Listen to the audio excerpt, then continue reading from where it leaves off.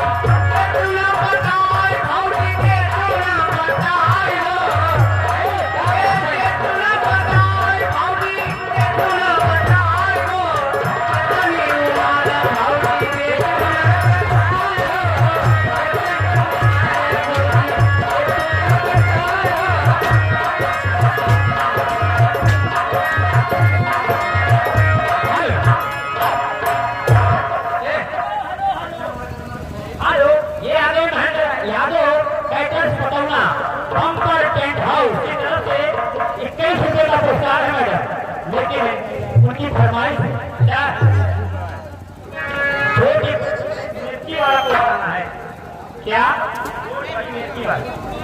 छोट बड़ी मिट्टी वाला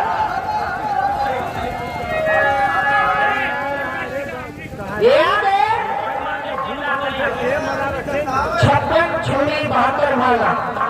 आएगा लौटा जमालपुर वाला लंबू भाई की तरफ से ये 10 लाख का पुरस्कार भैया को मेरी तरफ से बार-बार नमस्कार। एक छोड़ बाटे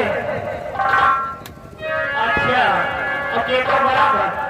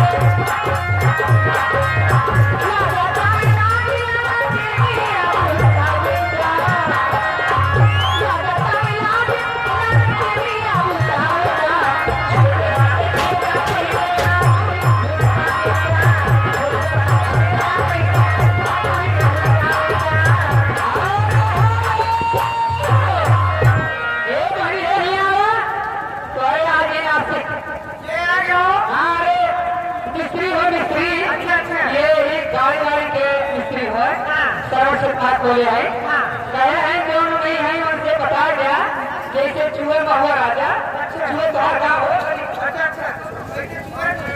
जैसे चूहे महुआ राजा जैसे चूहे महुआ राजा चूहे बोल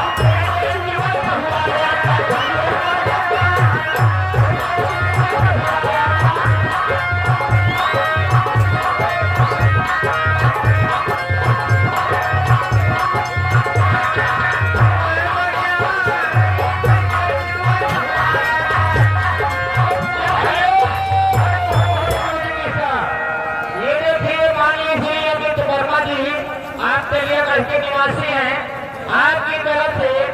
ये देखिए 51 रुपए का आशीर्वाद पुरस्कार है, हमारी तरफ से नमस्कार है। आप लोग भैया की फरमाइश कैसे कैसे अरे वो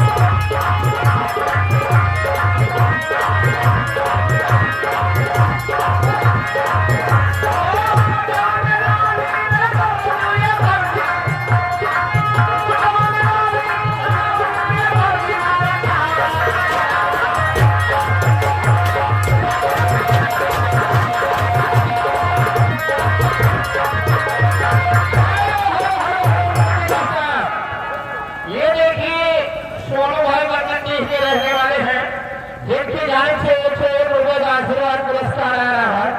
भैया की फरमाइश है तो 10 मिनट लगा देखे चले गए, गाना पूरा होना चाहिए तो 10 मिनट लगा देखे चले गए।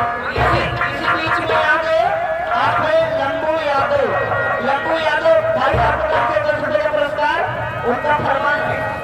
बड़ा बातें क्षेत्र का मतलब